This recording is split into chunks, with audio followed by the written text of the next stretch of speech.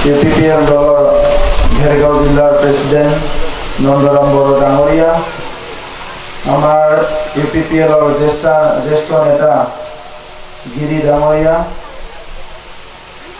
ইয়াত উপস্থিত আমাৰ আৰু এজন we have special guest scientist Stephen John,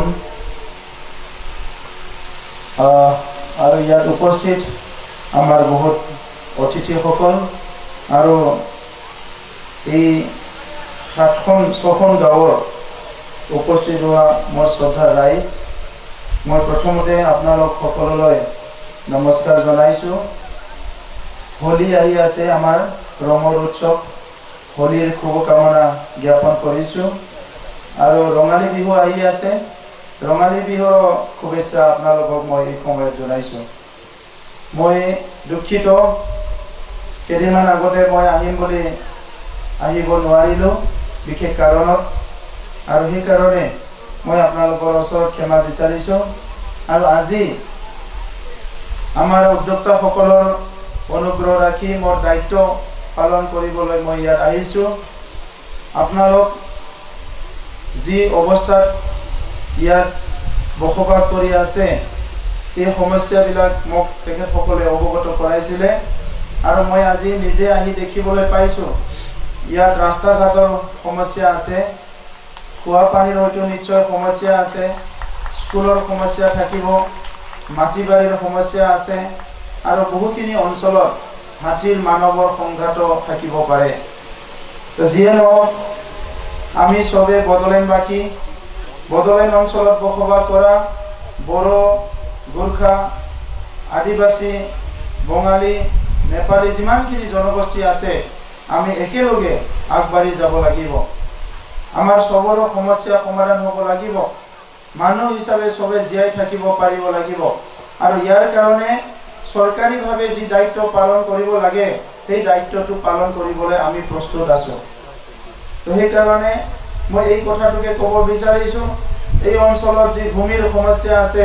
এই ভূমিৰ সমস্যা সমাধান কৰাৰ কাৰণে আমাৰ চৰকাৰে আমি স্পেচিয়েল এটা পদক্ষেপ ল'ম, যাতে আপোনালোকে ভূমিৰ অধিকাৰ পাবলৈ সক্ষম হয়। আমি যোৱা 1 বছৰ আগত যেতিয়া নিৰ্বাচনী প্ৰচাৰ চলাইছিলোঁ, তেতিয়া আমি কৈছিলোঁ আমাৰ চৰকাৰ গঠন কৰিলে 3 মাহৰ ভিতৰত আমি মাটিৰ পাট্টা প্ৰদান কৰাৰ কাৰণে ব্যৱস্থা ল'ম। কিন্তু আমি 3 মাহলৈ ৰৈ নাথাকি এমাহৰ ভিতৰতে 5700 মানুহক আমি ভূমি পাট্টা প্ৰদান কৰিছোঁ। ইতিমধ্যে চাকৰি বাকৰিৰ সমস্যাবিলাকো লাহে লাহে সমাধান কৰি আহিছোঁ, আৰু সকলো জনগোষ্ঠীৰ ভাষা সংস্কৃতি ৰক্ষণাবেক্ষণ কৰাৰ লগতে সকলো জনগোষ্ঠীয়ে নিজৰ নিজৰ অস্তিত্ব ৰক্ষা কৰি জীয়াই থাকিব পাৰে, ইয়াৰ কাৰণে আমাৰ চৰকাৰে চিন্তা চৰ্চা কৰি আছোঁ। আমি আপোনালোকক ক'বলৈ পাই সুখী হৈছোঁ,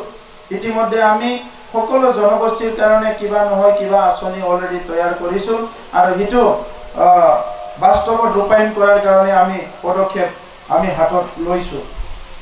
গোৰ্খাসকলৰ ডি ভোটাৰৰ সমস্যা আছে, NRCৰ সমস্যা আছে, এই সমস্যাবিলাক আমি ডাইৰেক্টলি বড়োলেণ্ড চৰকাৰৰ পৰা আমাৰ উকিল,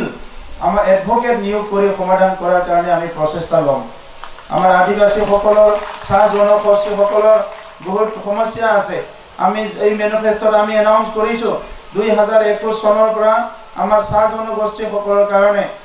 ৱাৰ্কিং ডে যিমান আছে, প্ৰত্যেকটো ৱাৰ্কিং ডেত এজনক 20 টকা কৰি আমি বোনাছ দিয়াৰ কাৰণে ঠিক কৰিছোঁ, আৰু দুটা কিস্তিত দুৰ্গা পূজা আৰু খ্ৰীষ্টমাছত এই পইচাটো আমি প্ৰদান কৰিম আমাৰ আদিবাসী ভাইসকলৰ কাৰণে, ট্ৰাইবসকলৰ কাৰণে। বাকী যিখিনি ছাত্ৰ ছাত্ৰীৰ সমস্যাবিলাক ইতিমধ্যে আমি সমাধান কৰিবলৈ লৈছোঁ। আমাৰ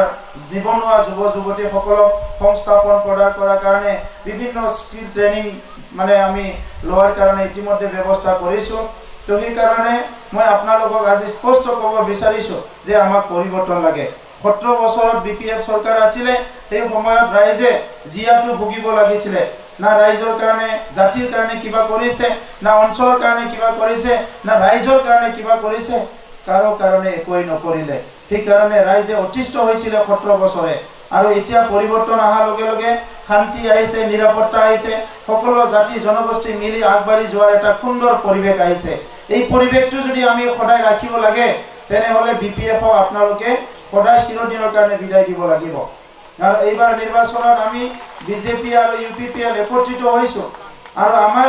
এই ভেৰগাঁও সমষ্টিত আমি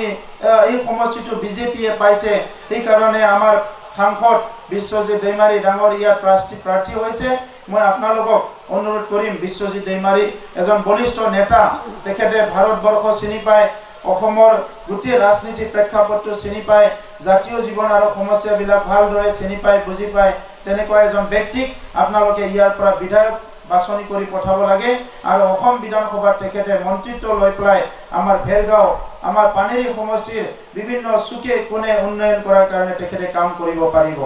সেইকাৰণে আপোনালোক যাহাতে একত্ৰিত হৈ পেলাই অহা 1 তাৰিখত পদুম ফুলৰ ছবিত ভোট দিয়ে মই এইটো অনুৰোধ কৰিছোঁ বাকীখিনি কথা এই অঞ্চলৰ যিটো উন্নয়নৰ কথা 6খন গাঁৱৰ বিভিন্ন সমস্যা অৰ্থনৈতিক সমস্যা ৰাস্তা ঘাট স্কুল কলেজৰ সমস্যা খোৱা পানীৰ সমস্যা এইখিনি সমাধান কৰাৰ কাৰণে আমি বদলেন চৰকাৰে দায়িত্ব লৈছোঁ আৰু ইয়াৰ কাৰণে আমাৰ ইয়াৰ উদ্যোগ লোৱা আমাৰ তেনজিং ভাই আছে বিভিন্ন